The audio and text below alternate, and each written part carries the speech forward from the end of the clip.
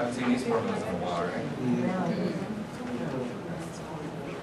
Number 8 says we need to find the equation of a line that passes through these 2 points, 6, -6, and -4, 3. It's a two-step problem. First, we need the slope.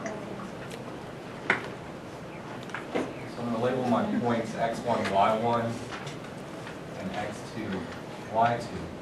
Now, when they're saying find the equation, what they're looking for is y equals mx plus b. So that's why we're trying to find the slope first, because that's one of the pieces that we do need. So we'll find the slope, y2 minus y1, 3 minus -6. x2 minus x1, -4 minus 6.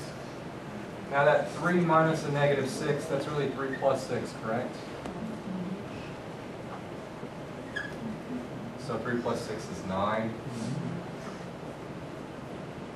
-4, -6 is -10. So my slope is a -9/10. Remember, 9 divided by -10, our fraction just ends up being negative. Well, that gives us our slope, but we still need to come up with the equation. Well, we can use the point slope equation. We have a slope and we actually have 2 points. So it doesn't matter which point you use. I'm just going to go ahead and use the one I've already got labeled x1 and y1. So y minus y1, so y minus -6 equals the slope that we just found was -9/10. In parentheses, x minus x1, which is 6. Well, the left side's kind of easy. We just have minus -6, that's y plus 6.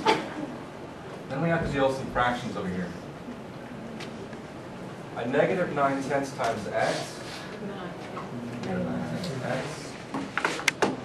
And then we have a -9/10 times a -6.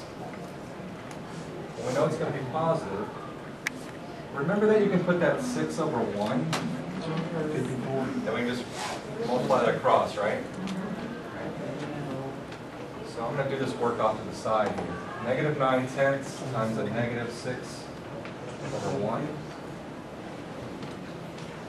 We can just multiply across and reduce if we wanted to, right?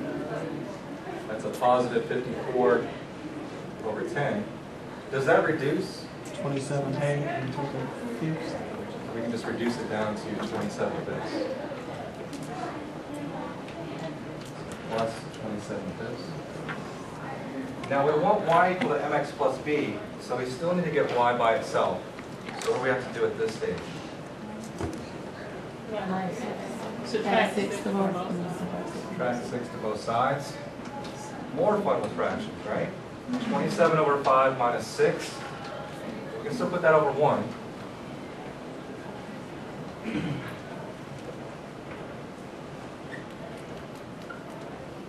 So 27 over 5 minus 6 over 1.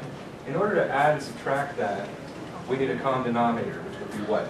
5. So we're going to have to multiply this fraction by 5. So that's going to give us 27 over 5 minus 30 over 5. And when we subtract that, what's our fraction? Negative 3. Negative 3/5. 27 minus 30 is a negative 3. Keep your denominator. So our equation ends up being y equal to negative 9/10 x, and 27 over 5 minus 6 ended up being negative 3/5. And that would be the equation of the line that we are looking for. That's going to be letter choice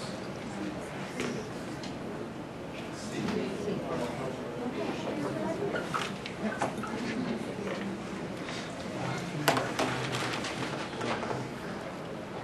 Any questions on that one?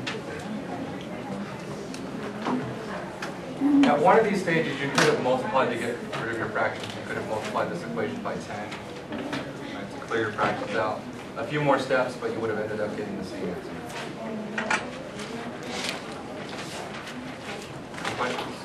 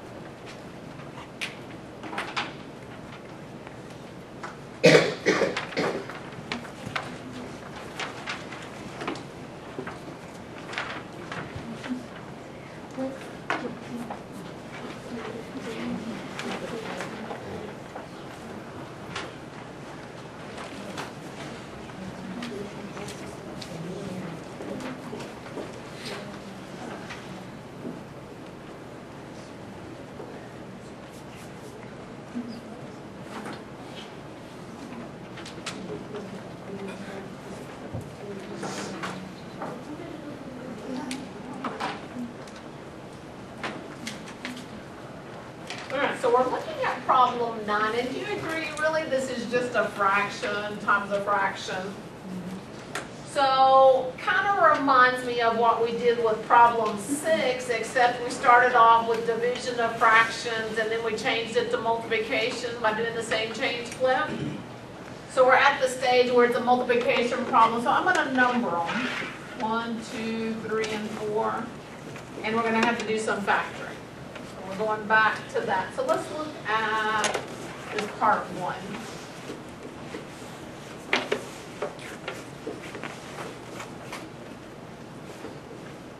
All right, so that trinomial, we need to take out the greatest common factor. What would that be? 2x. 2x, okay. Leaving me with 2x squared plus 5x minus 3. All right, I'm going to try to split the middle term. So 2 times a negative 3 gives me a negative 6. Are there any factors of a negative 6 that would add to give me a positive 5? 2 and 3, 5, 6. And that would be, a lot of people would say 2 and 3, but remember, since this is negative, it tells me the signs have to be different. One has to be positive, one has to be negative. So 6 and a negative 1, very good. I don't want to forget about that 2x squared. So, or 2x, I'm sorry. So 2x squared plus 6x minus x minus 3. We're going to factor by grouping.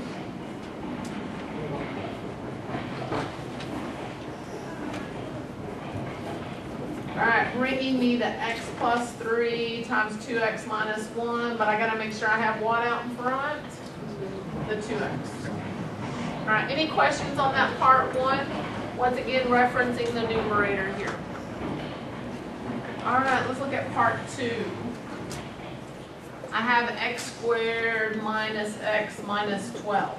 So are there any factors of a negative 12 that would add to give me a negative 1? 4 and 3, which one's positive, which one's negative? Negative 4, positive 3. Excellent job. All right, so x minus 4 times x plus 3.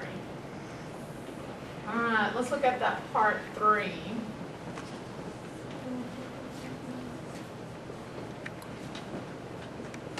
There's not a greatest common factor, so I'm going to try to split the middle term. 10 times a negative 2 gives me a negative 20.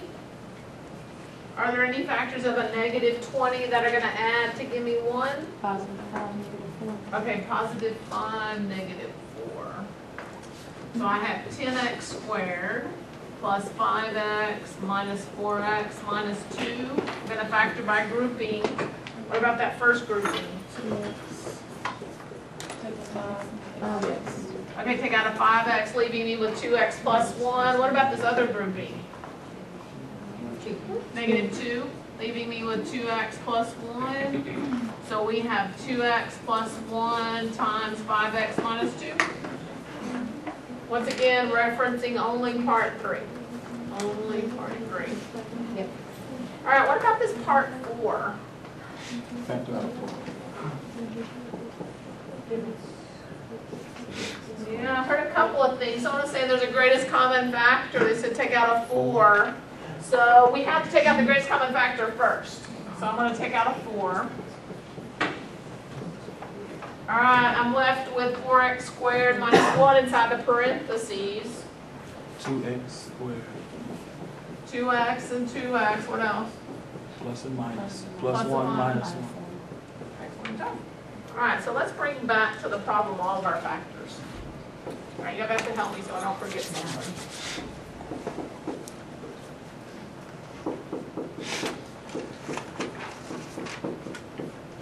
All right, so that part 1, that numerator, I'm just recopying my factors. Part 2, referencing my factors here, I'm going to rewrite them. Still have multiplication, going to rewrite the operation. Numerator, meaning part 3, we have 2x plus 1 times 5x minus 2. Part 4, I had to do some factoring over here. So we have 4 times 2x plus 1 times 2x minus 1.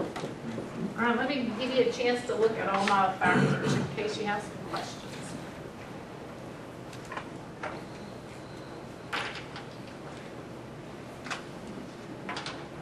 All right, any questions on that before I start canceling? This is the fun part. Demolition time. All right, so let's look at this fraction right here. Can I cancel anything? If I'm looking at this fraction right here? X plus 3. X plus 3. X plus 3, so wave goodbye to it. All right, over here, just looking at this one little fraction, could I cancel anything? 2x plus 1. Okay, so 2x plus 1. All right, now I get to go diagonally. 2 and 4. Can I cancel anything diagonally? 2x minus 1. Okay, so 2x minus 1. Y'all okay with that? Let's see, can I cancel anything else? 2 and 4. Okay, the 2 and the 4. So we're referencing this 2, y'all in agreement? And this 4. So when I cancel, what am I going to have left from that? X and 2. Okay, and that 2 has to go where? In the denominator of the second. All right, give me a second and I'll move so you can see it. All right, y'all tell me I still have that X up here, correct? I don't want to forget about it. What else do I have left in the numerator? 5x minus 2. Okay. Let's move to the denominator. I have that 2 left, right? That purple 2. And x And what else minus do I have left? 4. X minus 4. X minus 4. Can't cancel anything else. That's all, folks. So let's see, we should be picking what? Z. B. Z. B as in that. All right, questions on that one? Need to backtrack. Go back to a section. We're good?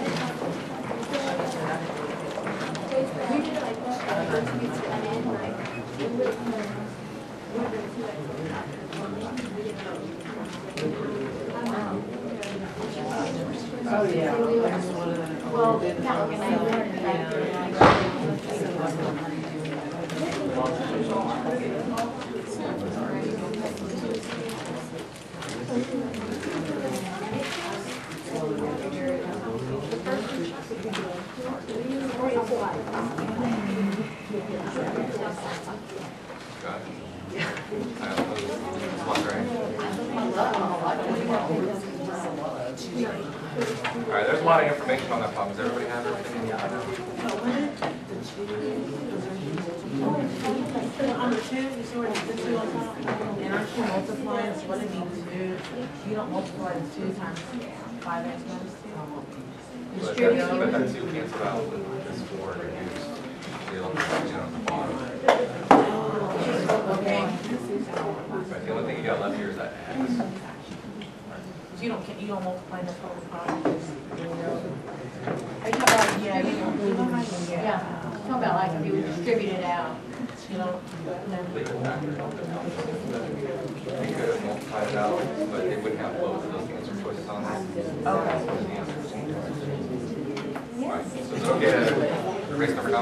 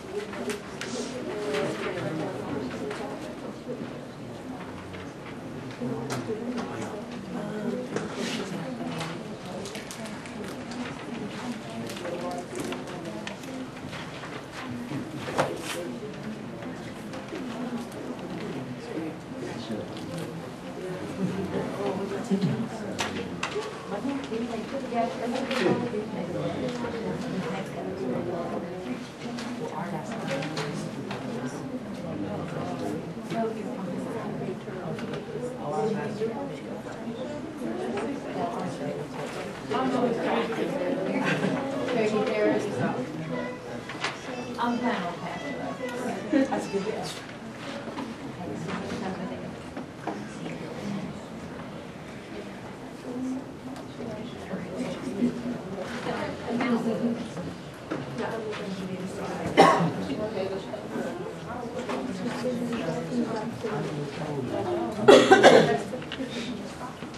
No, sorry.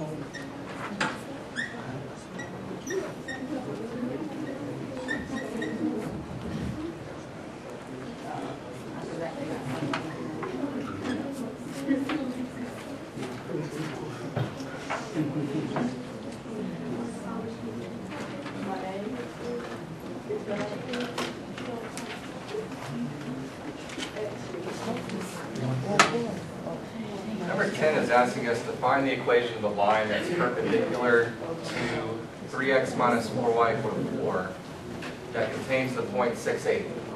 So much like we had this problem, actually 2 questions ago, the equation that we're looking for is y equals mx plus b. Well, we need to find the slope. Now, we don't have 2 points, but they do give us some information about the line being perpendicular to 3x minus 4y equal to 4. So we could get the slope of that line. So how can we get the slope from 3x minus 4y equal to 4? You're gonna get y. Yeah, we want to get it in That's a slope y intercept by form. So Subtract 3x. let's subtract 3x from both sides. So negative 4y equals negative 3x plus 4. And then what can we do? Divide by 4. Negative. Divide everything by negative 4. So that's going to leave us with y equal to, now we have a negative divided by negative. Positive. So positive 3/4 x, and then 4 divided by negative 4 is negative 1. So what's the slope of that line? 3/4. 3/4. But we need the line that's perpendicular. 4/3. Negative 4/3. Yeah, you flip it and change the sign.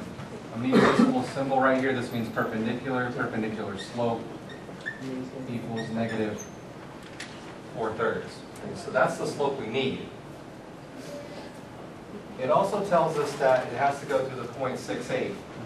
Well, that's one x and y value. So we could use our point slope formula now. Y minus y1, so y minus 8 equals the slope, negative 4/3, times x minus x1, so x minus 6. We can't simplify the left side at all.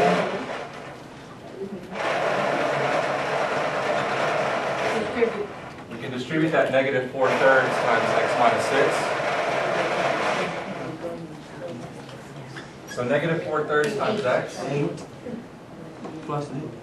it will be plus 8. Negative 4/3 times negative 6, I'm going to do that work off to the side here. Plus 8. 6 over 1. Negative 4/3 times negative 6, that's going to be a positive 24 over 3, which reduces then down to positive 8. So our last step to get y by itself is we need to add 8 to both sides.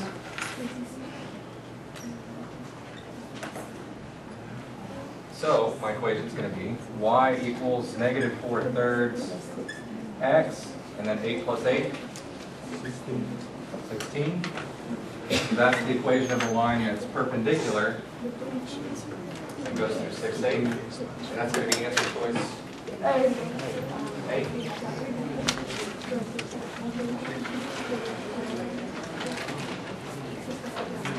Any questions on that one?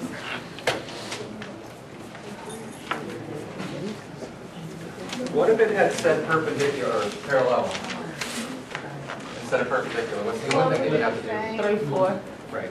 If it had said parallel, you would have just plugged in the same slope, because remember parallel lines have the same slope. The same process, you just plug in a different slope. So every time we have to put the negative, Flip it and change the sign. even if it's negative, it's just positive. Right. Yep.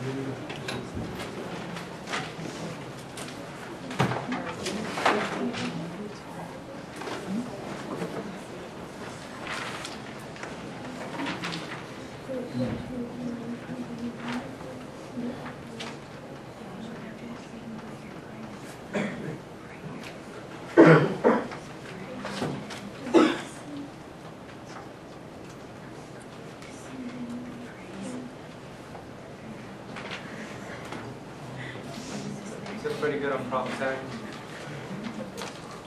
First word problem, the vote problem.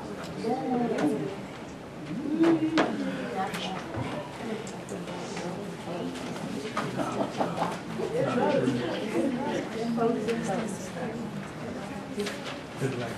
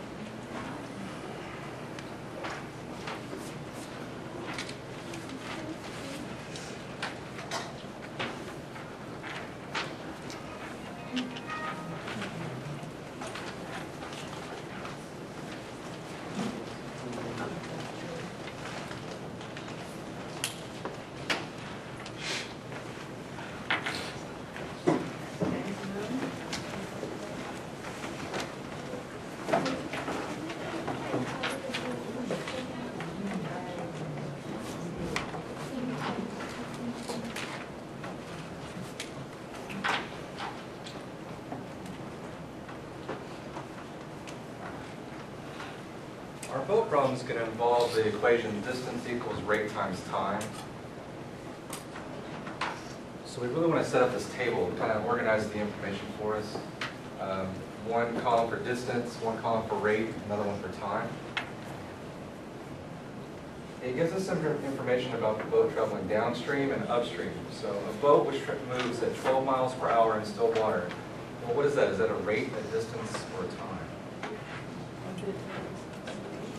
Right. Rate, it's a speed. Rate and speed mean the same thing. And remember that going downstream, it's the boat speed plus the current. And going downstream, it's the boat speed minus the current. So have they given us the speed of the boat or the speed of the current? The speed of the boat. Speed of the boat. So in place of the rates, we're going to use 12 plus C for downstream and 12 minus C for upstream.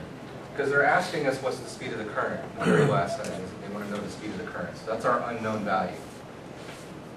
The boat travels 32 miles downstream, so that's a distance. And the same amount of time it takes to travel 16 miles upstream. So 16 miles for the upstream route. What is the only information it gives us about the time? Same. Well, It takes the same amount of time. Okay. Well, we need some kind of relationship that we can put in the time box, because then we're going to have to set those equal to one another. X.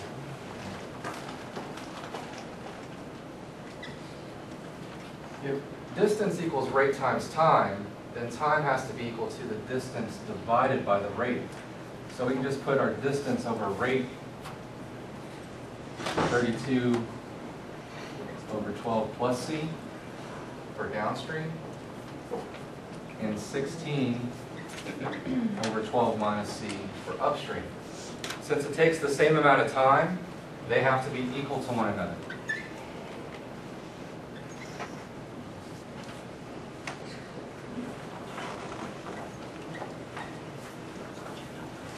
So 32 over 12 plus C equals 16 over 12 minus C. From there, since we do have one fraction equal to another, we could cross multiply. We could also use our lowest common denominator to clear our fractions and get our equations into a single row. So what would our lowest common denominator be here? 12 plus C, 12 minus C. Right? We have two different denominators, so they have to be part of our lowest common denominator. So what I'm going to do with that LCD is multiply our whole equation by that. So 12 plus C, 12 minus C. When I multiply our LCD times this first fraction, notice that 12 plus C will cancel out, correct?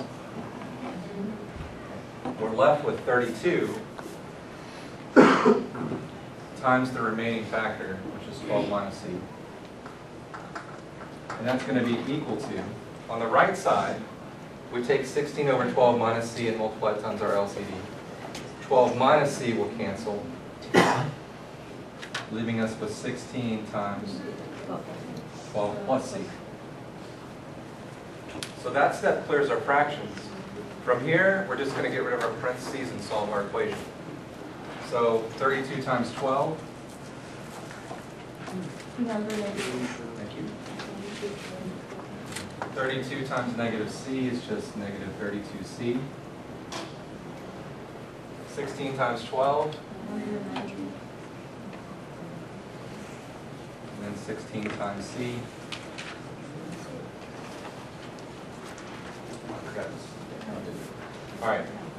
So all we have is C and some numbers. So we don't have to set it equal to 0. Yep. 384. 384. 384? Thank you. From there, we can move all of our C's to one side. So let's subtract 16C.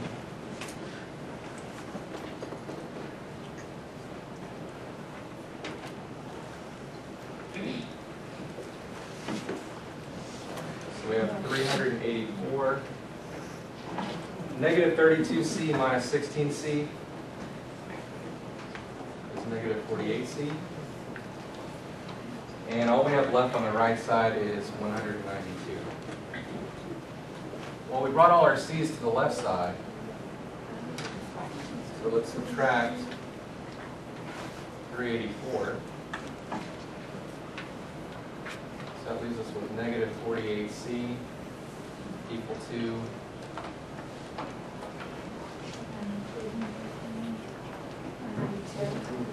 it would be a negative 192, correct? Last step, divide both sides by negative 48. So the speed of our current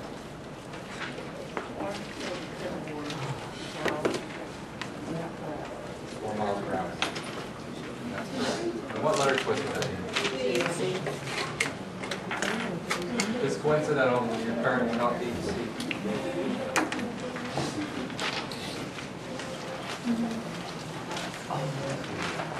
Any questions on that?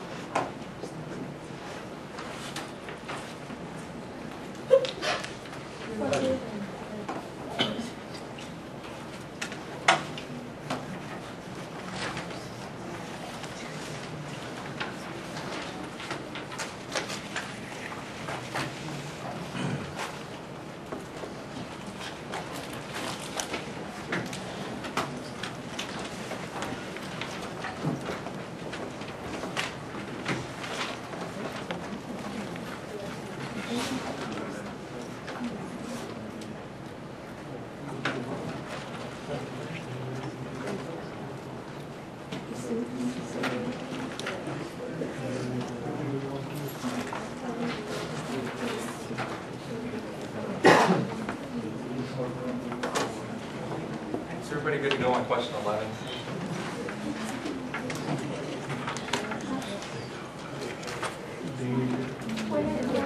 Still water is going to be the boat, right? Yes, when it says the boat speed in still water, that just means the speed of the boat.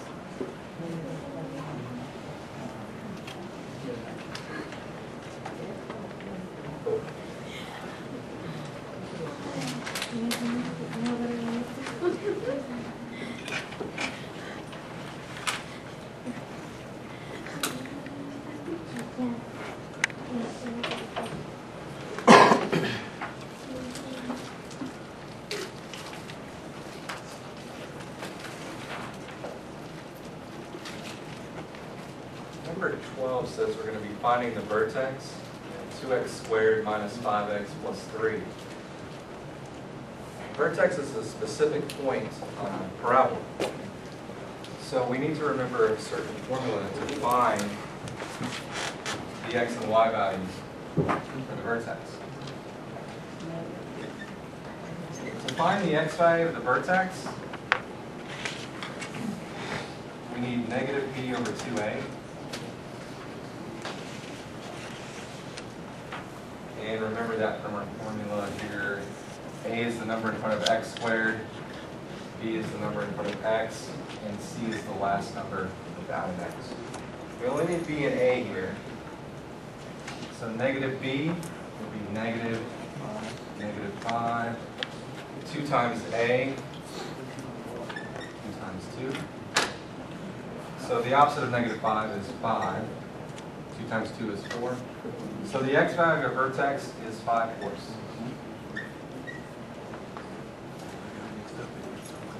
Now we got a fraction, so the fun kind of begins in the next step. We need to figure out what y is.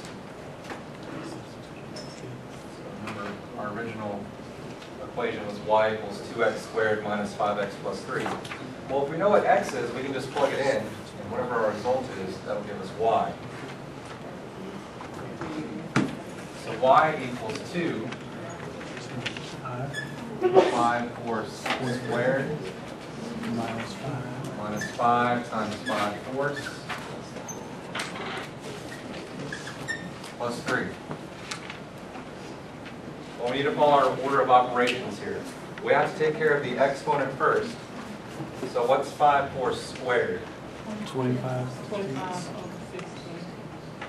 Remember, to square a fraction, just square the top number and the bottom number. So it's 2 times 25/16.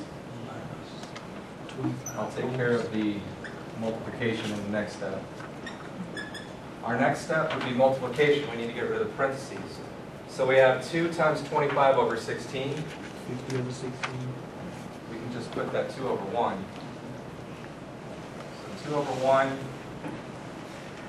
times 25 over 16. Does everyone agree we can reduce our fractions as we're multiplying? Right, so we really have just 25 over 8.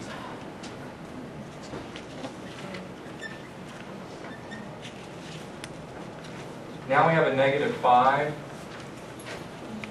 times 5/4. So negative 5 over 1 times 5/4. Well, we can't do any reducing.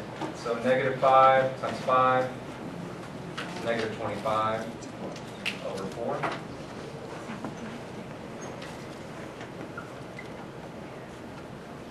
And then we have a positive 3. Now what do we have to do in order to add all that together? Common denominator. 8. A lot of you probably will reach for your calculator at this point.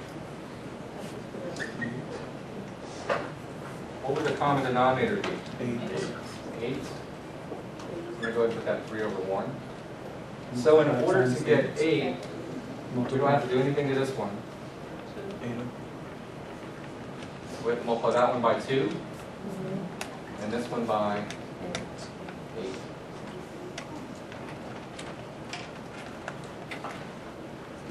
So we have 25 over 8 minus 50 over 50 over 8 is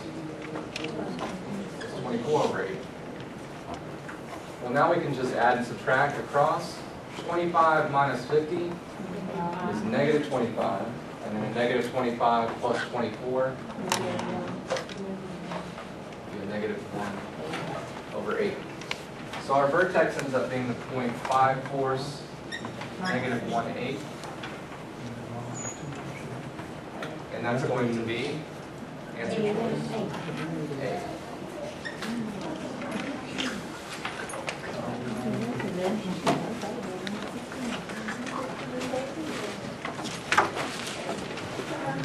Chile.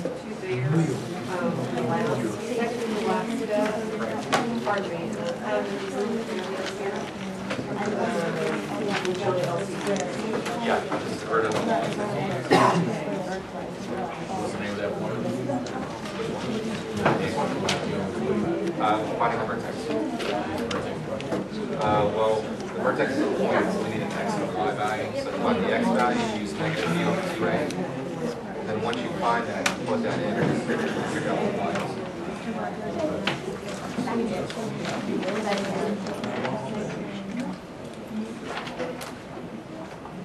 Oh, yeah. Any other questions on that one? Hell no.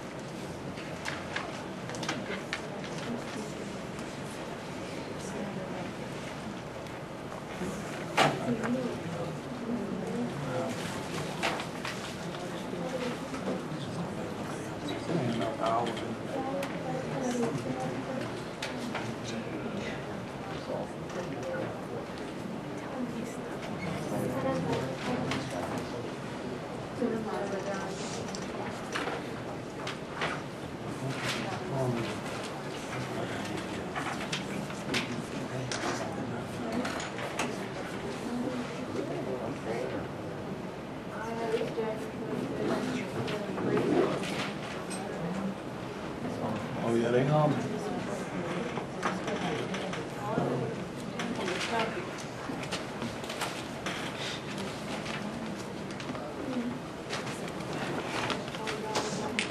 Everybody good on question 12?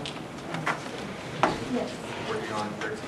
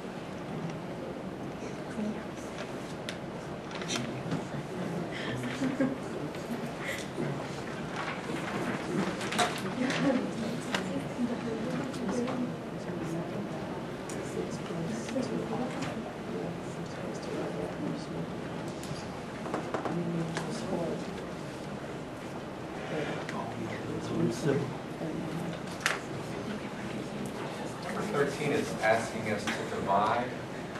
It's kind of misleading on the directions because you think you might be able to divide the 6 into the 6 and reduce 9.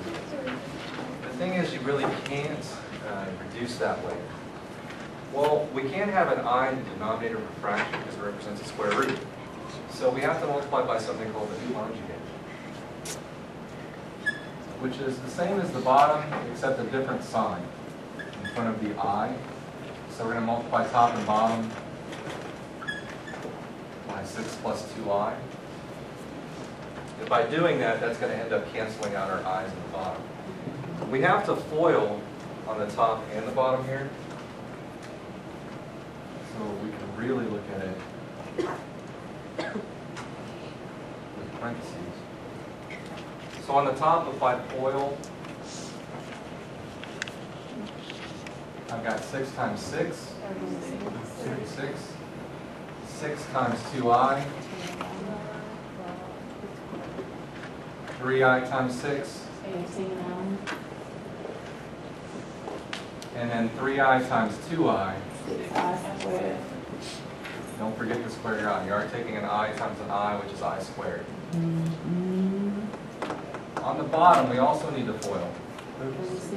6 times 6 is 36. 6 times positive 2i. 12, positive 12. Negative 2i times 6. Negative 12.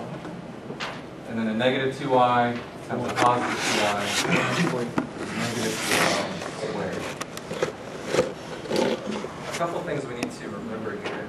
So we have an I squared. So from our powers of I, remember that I squared is equal to negative 1. So whenever we see an I squared, we're going to replace that with negative 1. So on the top, 36, 12i plus 18i plus 30i plus 6 times a negative 1, right? We said I squared is negative 1. On the bottom, 36. You see that the 12i and the minus 12i cancel each other out? Plus 4. And then we have a minus 4 times negative 1. I squared is negative 1. Six times negative 1 is negative 6. And then negative 4 times negative 1 is a positive 4. So we have 36. Plus 4. So we can add together some more like terms here. 36 minus 6 is 30 plus 30i over, then we have 36 plus 4, which is 40. Well, it's a complex number because it has an I involved with it. So we need to separate it into its real component and its imaginary coefficient. So 30 over 40 plus 30 over 40i. All I did there was take the 40 and put it underneath each one and split it apart.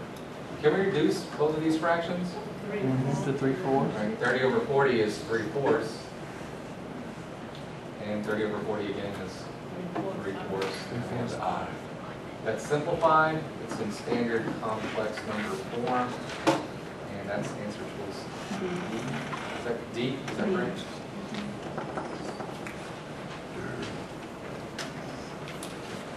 Any questions on that one? Some fairly new information.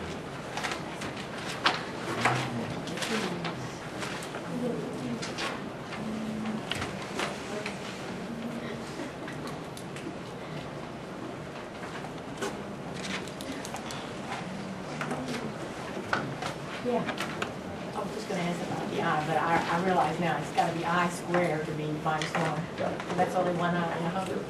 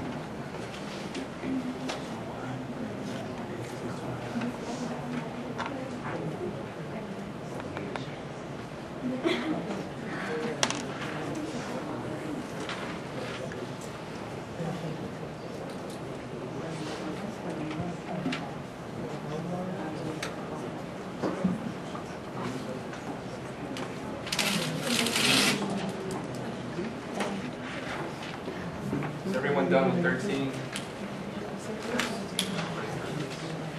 14. Lord.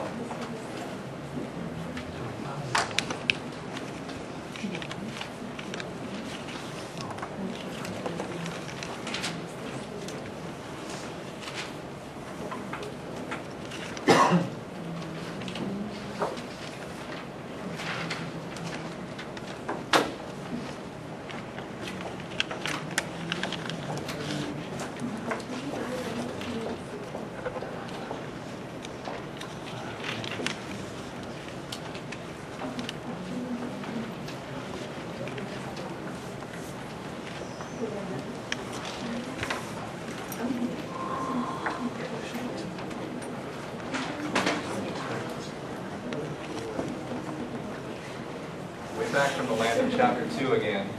We have an absolute value we're asked to solve. Any absolute value problem you have to isolate first. So we have to get rid of the negative 8. We have to add 8 to both sides.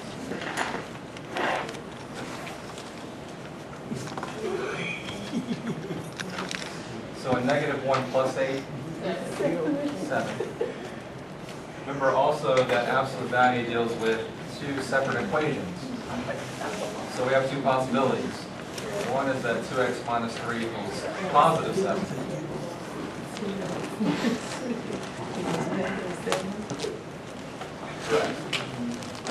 Now we just need to solve those 2 equations.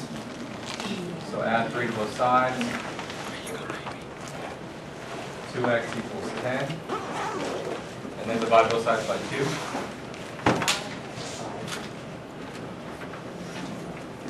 So 5 is one of our solutions.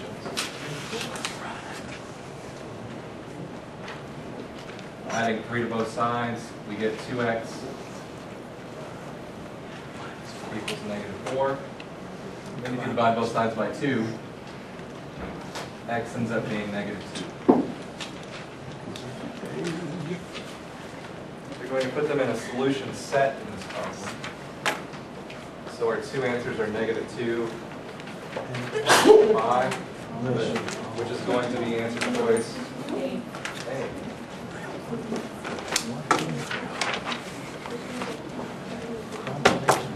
Any questions on that? Long time ago, but it's not too bad.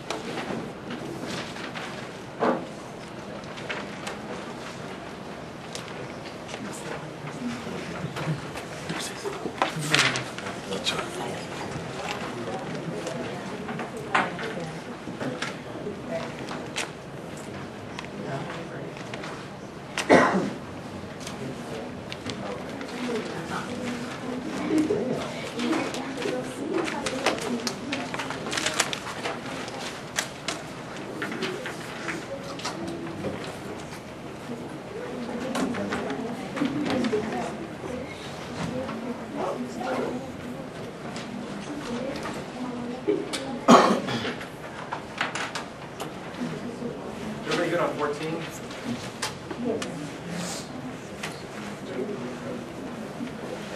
Get on with it. 15.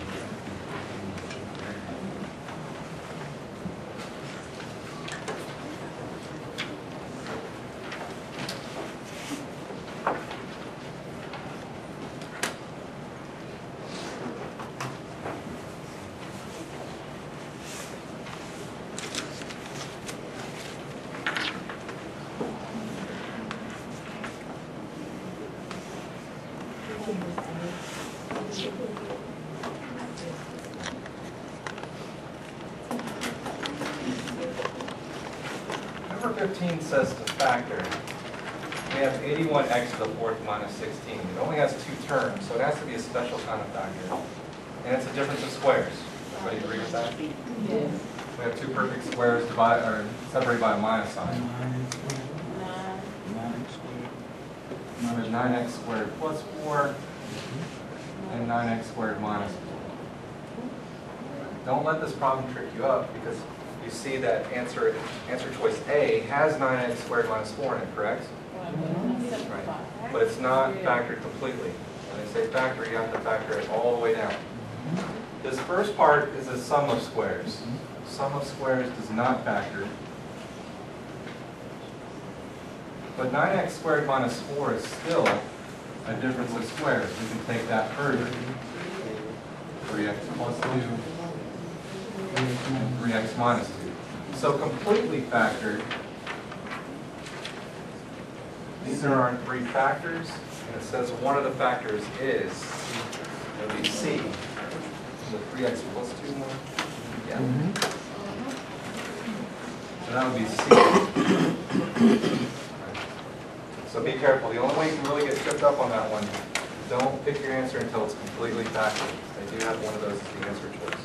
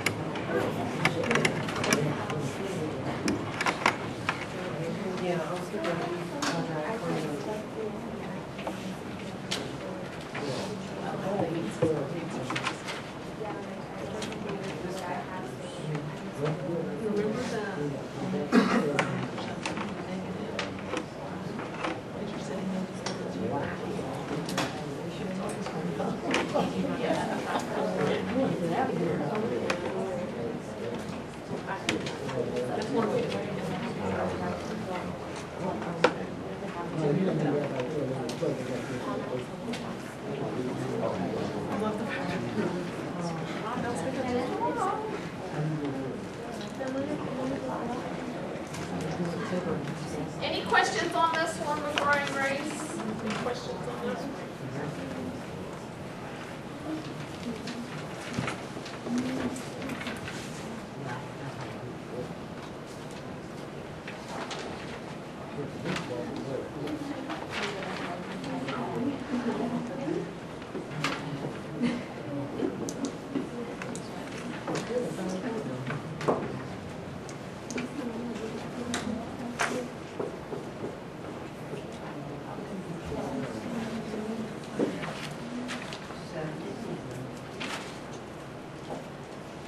So on 16, we have x to the 4th minus 4x squared minus 32 equal to 0. So some of you are looking at it, not sure how to approach the problem.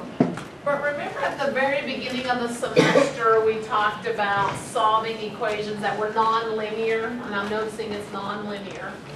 And the only way we dealt with at the beginning of the semester was by factoring it. So I'm going to check and see if I can factor it. Are there any factors of a negative 32 that are going to add to give me a negative 4? Okay, 4 and 8, but tell me about the signs here. Which one's positive, which one's negative? -8. Okay, the 8's gonna be negative. All right, so in my parentheses, what am I gonna need to list to be able to get x to the 4? X squared. X squared. So it's gonna be x squared plus 4, right? Because you told me it's a positive 4, and then x squared minus 8, and it's still equal to 0. All right, so where do you think we need to go from here? You have a difference of squared. Okay, set each one of them equal to 0, because it's tempting to say that's a difference of squares, but 18's not a perfect, 8's not a perfect square. So we're gonna take those factors, set them equal to 0.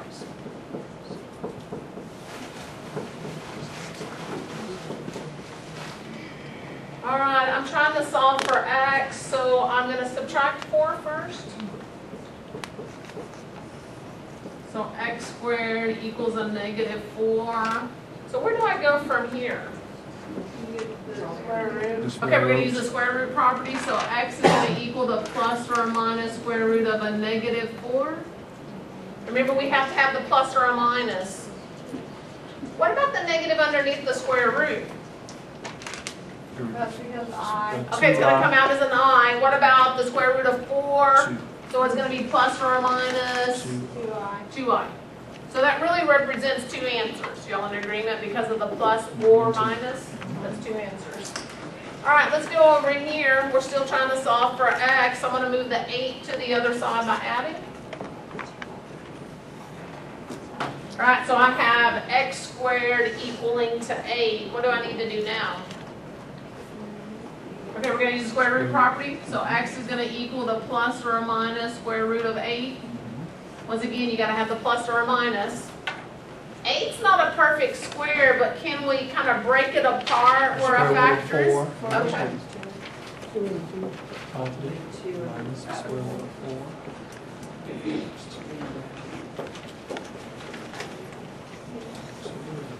All right, so y'all are telling me x is going to equal to plus or minus 2 square root of 2. Where did this 1, 2 come from?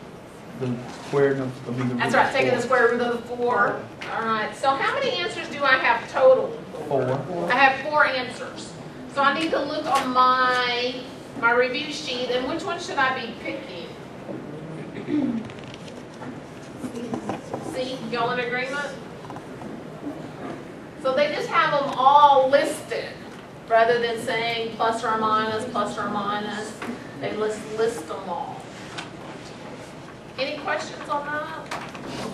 Yes? I don't know how you got C as the answer. How did I get C? All right, let's go back over here. So x is going to equal the 2i, or what would the other one be? Minus 2i. That's right, a negative 2i. Oh, okay, that makes it better. And then over here the same thing. Plus X equals 2 square root of 2, or x equals a negative 2 square root of 2. So they're just listing them all out. Any other questions on that 16? You know what, I tried to use the formula with that and I was not able to get the Remember, if you're referring to the quadratic formula, it needs to be quadratic, and since we have an exponent larger than 2, it's not quadratic. Oh, I'm glad I asked that. Yes, no, that's an excellent question. It's a common mistake too. It's a common No mistake. wonder I couldn't get no one. I mean, I got some numbers, but not. Not this, yeah. You're right though, we would have gotten some stuff. All right, any questions on this? Some of you may have used the U. Did any of y'all use the substitution for this type of problem? Okay, just ignore that. I use Y instead of U. You can use Y, yes, another way of looking at it. But we still should come up with the same answers at the end, yes. Questions on this one?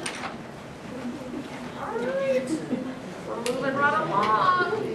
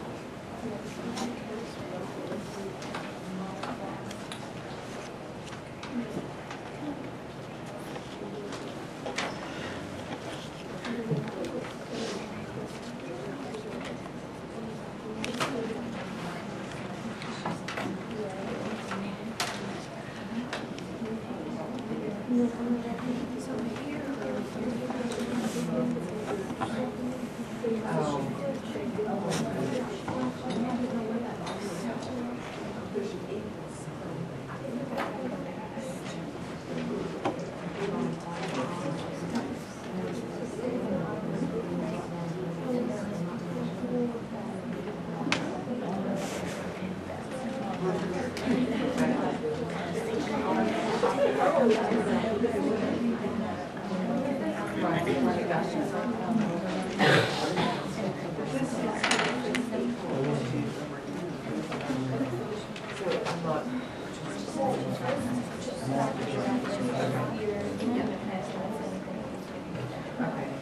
I'm just gonna.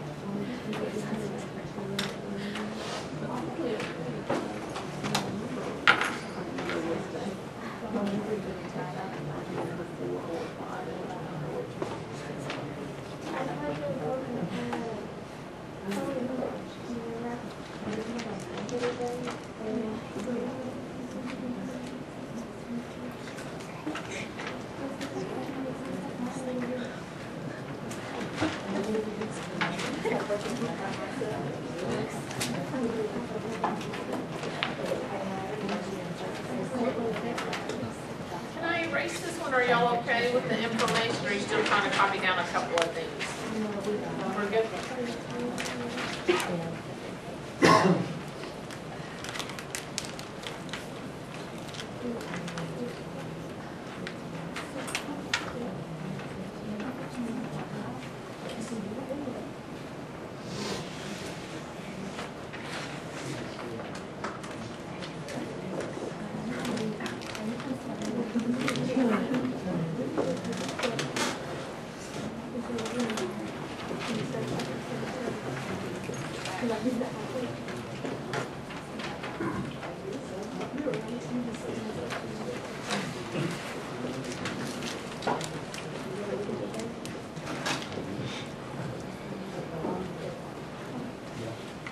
Alright, so we're looking at 17, and I noticed they're asking me to solve. And I want to eliminate the fractions, but for me to be able to eliminate the fractions, I have to come up with the LCD, and to determine the LCD, I got to factor the denominator. So I got to start by factoring the denominator. So let's look at this trinomial. Is it going to factor? Yes. So do you agree it's going to be x minus 4 times x plus 3? Yes. Once again, just that one denominator. Over in here, what about the x squared minus 9? X plus 3, x minus 3. Very good, x minus 3, x plus 3. And then what about this denominator, x squared minus 7x plus Minus 12? 4 minus 3. All right, so all we did was factor the denominators. From here, I've got to determine the LCD. So let's look at this. What are we going to get for our LCD? X minus 4, X Okay, plus x 3, minus X 4. minus 3. X plus 3, anything else? X minus 3. X minus 3. All right, so that's my LCD. Do I have any restrictions? Because remember, you can't divide by 0. So do we have any restrictions? Why can X not be here? 4, you heard somebody. What about over Negative here? 3. X can't be Negative -3. What about here? 3. Moderate 3. Now, some of you are saying, well, what's the purpose in that? If I go through all of this and I end up with X equal to 4, I'm going to have to cross it out and say no solution. All right, so you have to look at those restrictions. All right, can I multiply to get rid of the fractions? Since you have an equation, is that a possibility? Is that an option? Sterling, help me out. What? Sterling, can I multiply to get rid of the fractions? Sure. Okay. Sterling, that was not convincing at all. Got me some time. All right, so I'm going to multiply both sides by that All LCD. LCDs.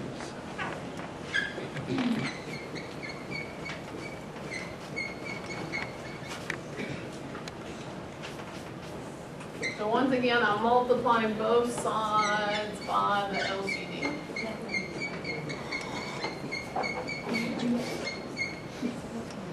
All right, so once again, I'm just multiplying by my LCD to get rid of the fractions. Just to get rid of the fractions.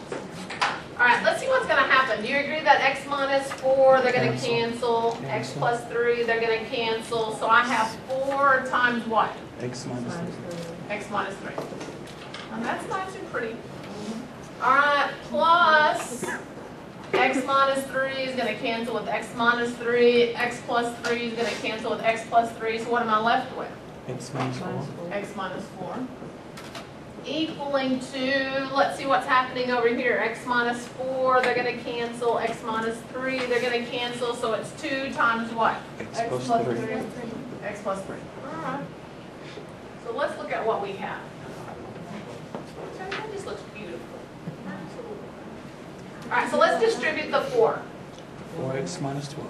4x minus 12, excellent job. Plus x minus 4. Equaling 2x to plus 6. 2x plus 6. Okay. All right, so we just got rid of the parentheses, combine like terms. 4x plus x gives me 5x. 5x. Minus 16.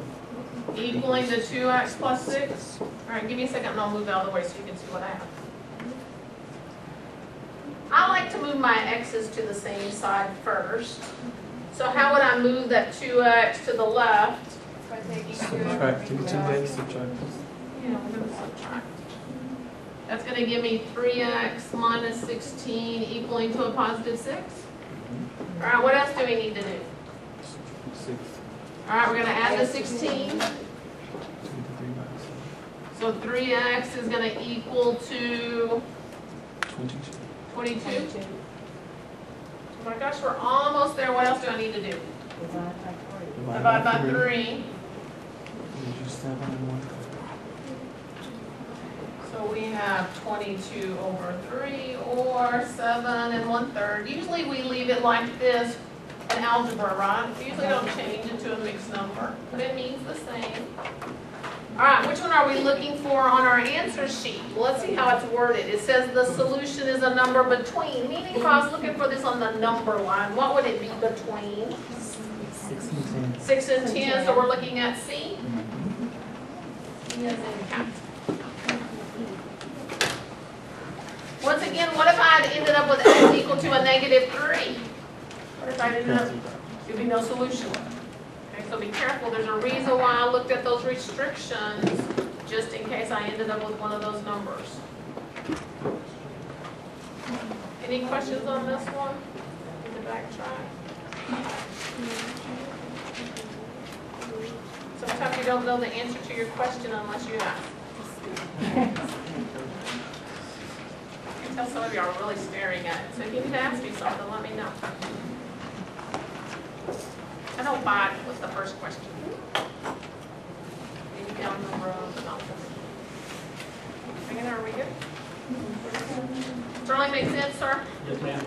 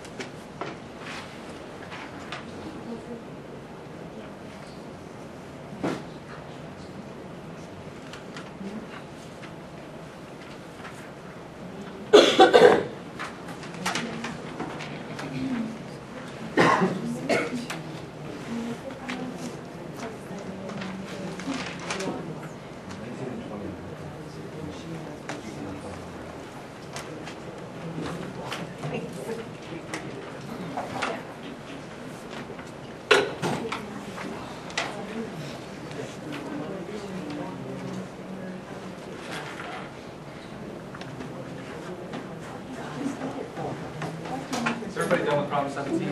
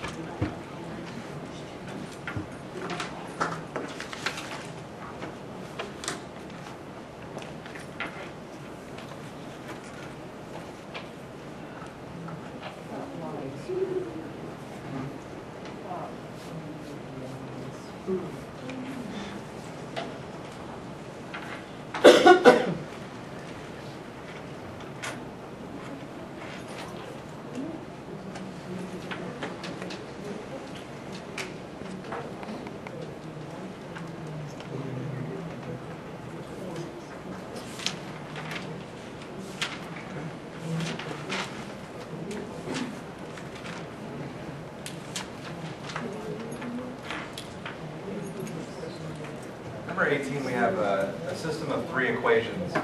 The process for 18, it's a long process, but as long as you stay organized and take your time on these, it's not too bad. I'm going to label my equations 1, 2, and 3. The goal is to pick a pair of 2 equations and eliminate the same variable 2 times. So it doesn't matter which letter to eliminate. Some choices are better than others, but just for looking at it, I'm going to actually eliminate the x's. We have to ignore the fact that it says the solution for x is, because we do want to check the problem in the end, so we need to figure out what x, y, and z are. So we're just going to go ahead and solve the whole equation. So if I was going to eliminate the x's,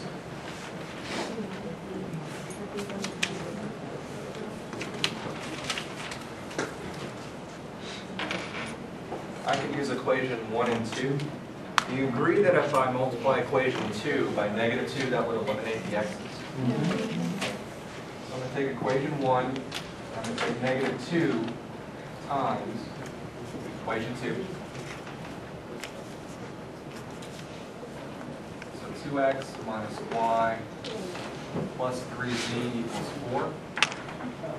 In multiplying equation 2 by negative 2, that's going to give us negative 2x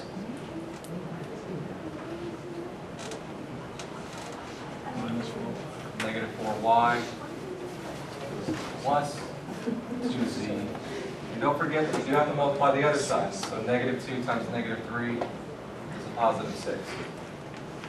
I'm going to add those two equations together now, seeing that my x's do eliminate. That leaves me with negative 5y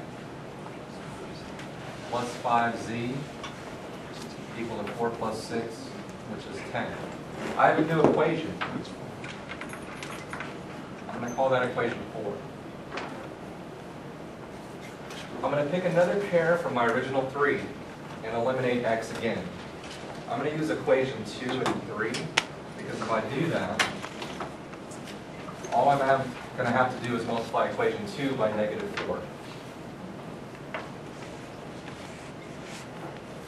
So if I multiply equation 2 by negative 4, what do I end up with?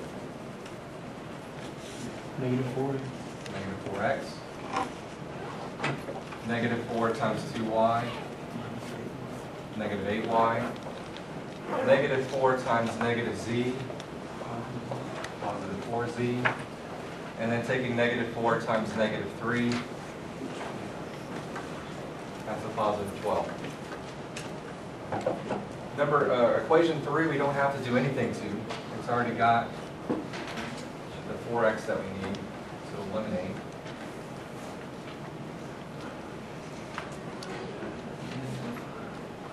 So we're just going to write down as is. If we add these two equations together, we see that x eliminates. We have negative 8y plus 3y, negative 5y, 4z plus 2z, 6z, and 12 minus 5 is 7. We have another new equation. We'll call that equation 5. Our goal now is to look at equation 4 and 5 only and eliminate one of those letters. Well, if I look at it, I notice that I have negative 5y on both of them. That would actually be the easiest one to eliminate. I would just need to multiply one of those equations by negative 1, and the y's would eliminate. It does not matter which one. I'm just going to take equation 4 and multiply it times negative 1. So that's going to be 5y minus 5z, and then negative 1 times 10 on the other side is negative 10. I'm just going to bring down equation 5 as is. Negative 5y plus 6z equals 7. If I now add those two equations together, see the y's eliminate. Negative 5z plus 6z is 1z, which is just z. And then negative 10 plus 7. Well, we've got one of our letters. Our goal from here is to go back to equation 4 or 5. We don't want to go back to our original 3 yet because we still have two unknowns if we plug z in. If we go back to 4 and 5, we only have 1. So it doesn't matter which equation. Let's say we go back to equation 4. I'm going to plug negative 3 in for z. Negative 5y plus 5z, so 5 times negative 3, equals 10.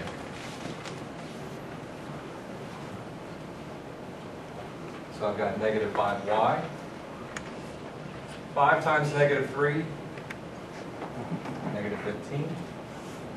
Then we just need to solve that equation for y. Plus 15 plus 15. Negative 5y equals 25. And then if we divide both sides by -5, y ends up being -5. So we have z, we have y. Now we can go back to one of our original 3 equations. As a double check, you really should use the equation that we used twice, which in this case was equation 2. Okay, so I'm going to pick equation 2.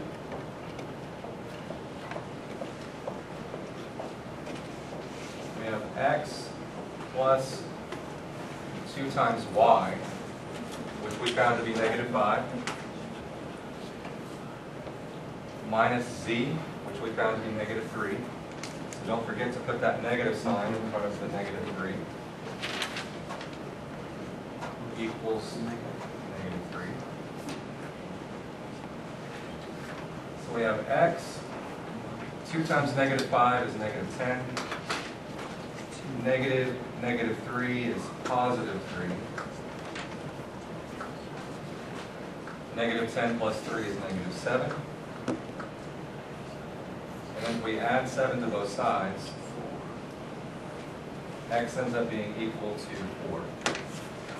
We now have all 3 of our variables, x, y, and z. So now we look and we go, well, it says the solution for x is 4.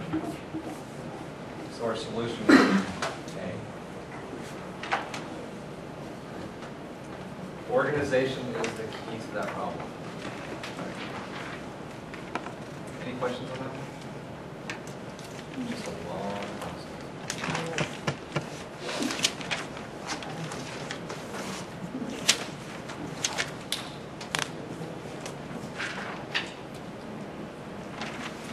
So you said that plugging on the one that we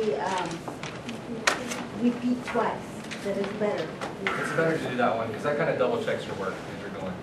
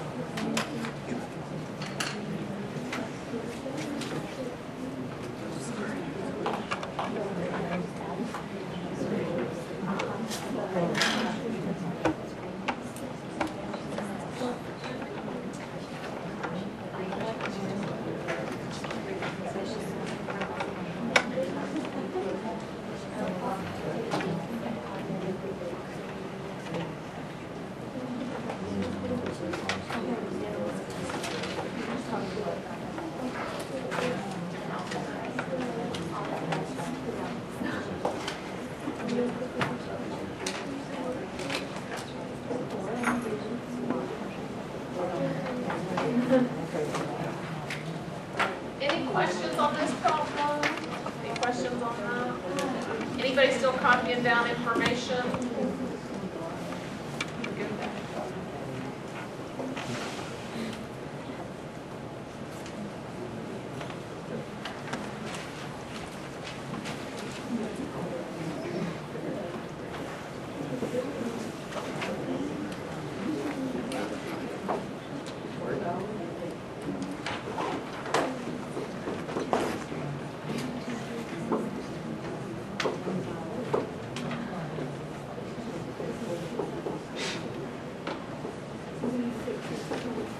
On the next problem, they're asking us to factor.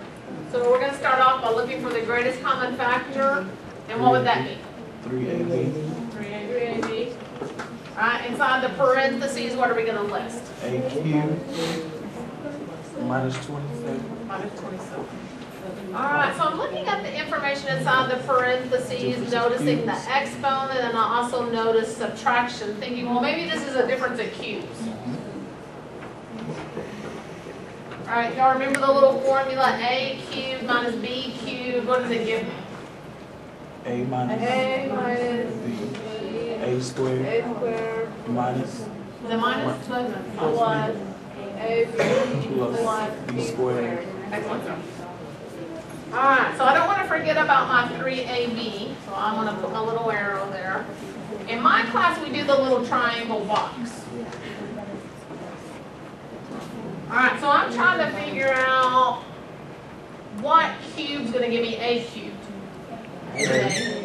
And what cube gives me 27? 33. So whatever I have inside the triangle in the box correlates to my A and B. So we're going to keep going with that. So I have A minus 3. It tells me to take my A and square it. So whatever I have inside the triangle, I have to square it. A squared, take the opposite sign, so it's plus. AB means we're multiplying them together, meaning whatever I have inside the triangle and the box, we're multiplying together. 3A. So 3A. The last one's always positive. It says take the B and square it, meaning whatever's in the box, I got to square it. 9. And what needs to be out in front? 3AB. 3AB. All right, so it's asking for one of the factors. Which one are we looking for? Which one are we looking for? B. T. All right, some people are saying B, but be careful. Look at the sign on B. D. All right, so it's going to be D, right? D as in dog. We memorized the signs in my class as soap. So same, meaning you're keeping the same sign. Opposite, always positive. So that's how we memorize the sign. So same, meaning the same sign. Opposite sign, always positive. All right, questions on 19? Once again, it's going to be D.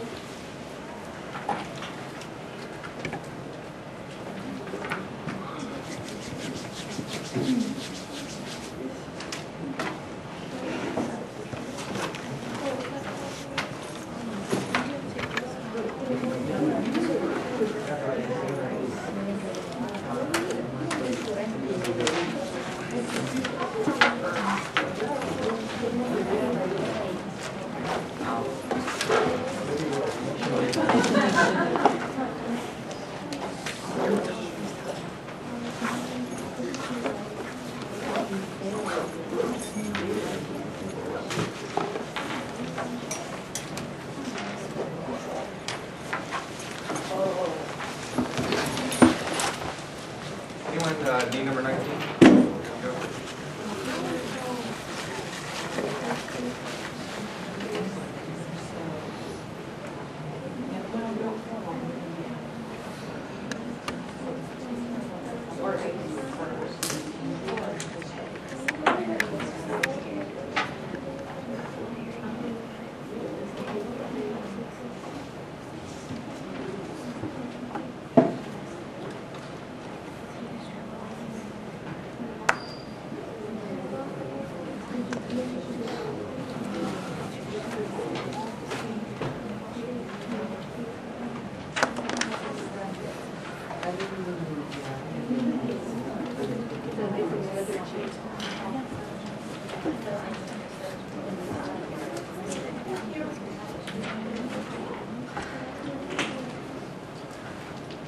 Problem number 20, it asks us to simplify.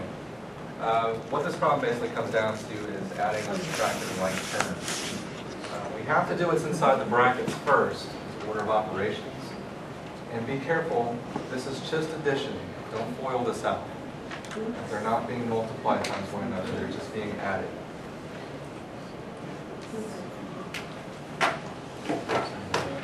we have 2 plus 5i. We can't really do anything with that yet. We have 3 plus 6. That's 9. And then we have 2i. Sorry, I copied that down.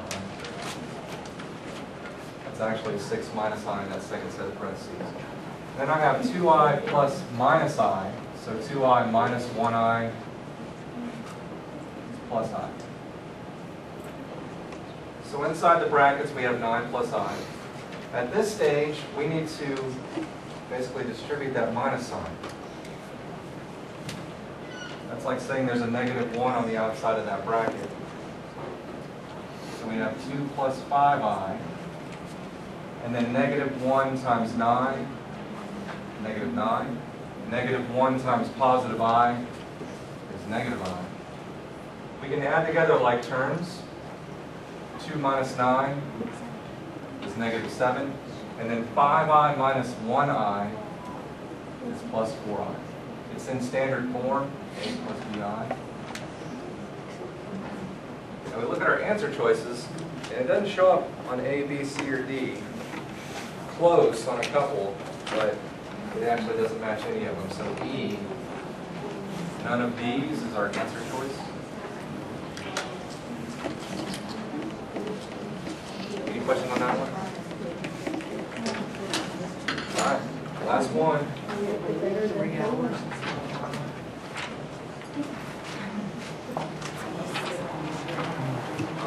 Goes by fast.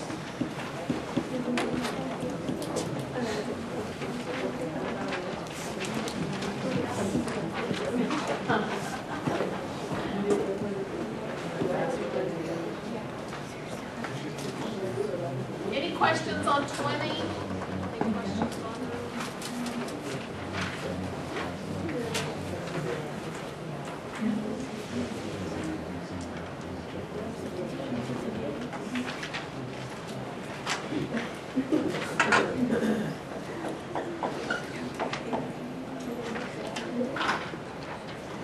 So on 21, what are we trying to find? Let's think about that first of all, because that's going to help me in terms of identifying my variables.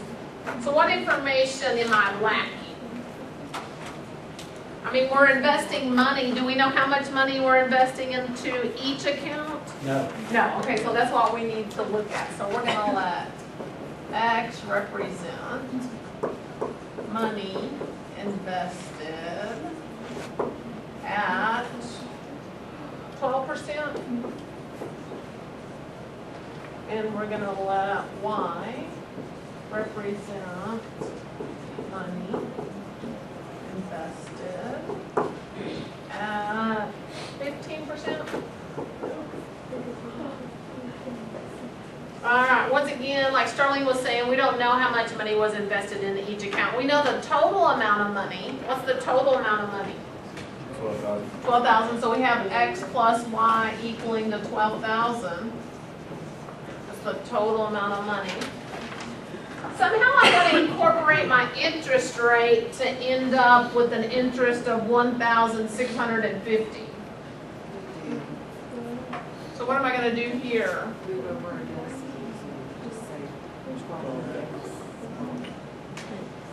Alright, so we're going to change that 12% to 0.12 times X plus what else?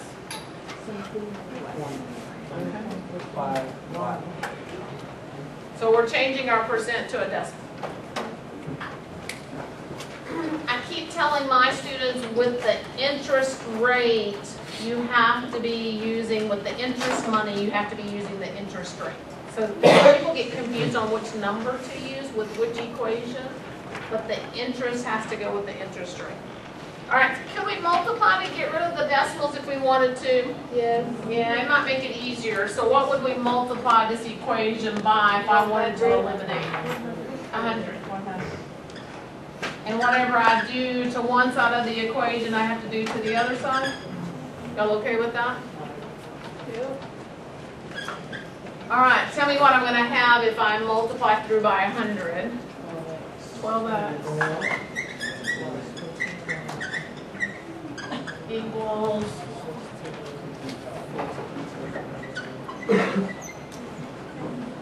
so it's going to be 165,000. Y'all in agreement there? So far, so good? All right, that top equation I'm just going to rewrite.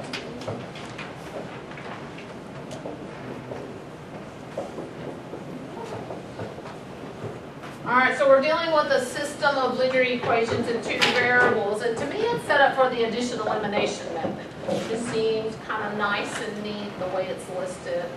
So we've got to decide which letter we want to eliminate. I say y because the bottom y is a variable 5. So you want to multiply to get rid of the y somehow. You could also multiply to get rid of the x's, correct? All right, so if we're trying to eliminate the y's, what do I need to multiply that top equation by? And positive or negative? Negative. Once again, whatever I multiply this side by, I have to multiply the other side by the same thing. So I have a negative 15x minus 15y equaling to, y'all gonna have to help me here.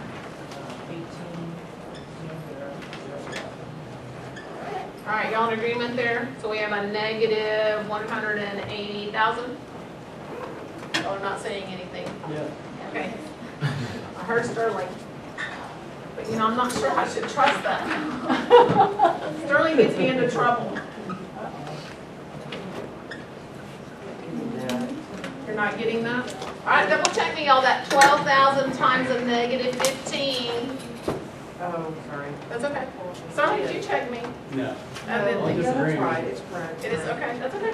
Sounds good. All right, so we're adding those two equations. What are we going to have when we add them? Negative 3x equaling to, okay, and is that positive or negative? Negative. Oh, negative. Okay, so it's a negative 15,000? I think that's what y'all told me. All right, where are we going to go from here? Divide by negative 3. Divide by negative 3. What's x going to be? 5,000. That wasn't too painful. All right, so where are we going to go from there to find y? Plug it in. Plug it in. Which equation will be the easiest to go back to? X plus y. Okay, x plus y. Sterling, what were you saying, sir? Okay, thank you. All right, in place of x, we're going to put 5,000.